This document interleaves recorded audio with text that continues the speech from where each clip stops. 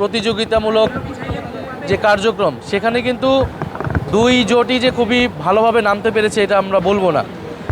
আপনি বিএনপির জায়গা থেকেও তারা কিন্তু তাদের বিদ্রোহীদেরকে কথা বলা, তাদেরকে বসানো তো ফুল ফ্লেজে কিন্তু তারাও নামতে পারেনি। বরং আমাদের জামাত এবং এনসিপি জোট কিন্তু অনেকখানি এগিয়ে, যে আমরা অলরেডি গণভোটের প্রচারণা শুরু করে দিয়েছি। আমরা মাঠে ঘাটে মসজিদে সব জায়গায় গণভোটের পক্ষে কথা বলতেছি। আসন সমঝোতার জিনিসটা কিন্তু আলোচনা চলমান, বাইরে হয়তো ঘোষণার আশাটা বাকি, কিন্তু আমরা কিন্তু আমাদের অভ্যন্তরীণ যে কাজ সেটা আমরা করতেছি। নির্বাচনের জন্য সব ধরনের প্রস্তুতি আমরা রাখতেছি।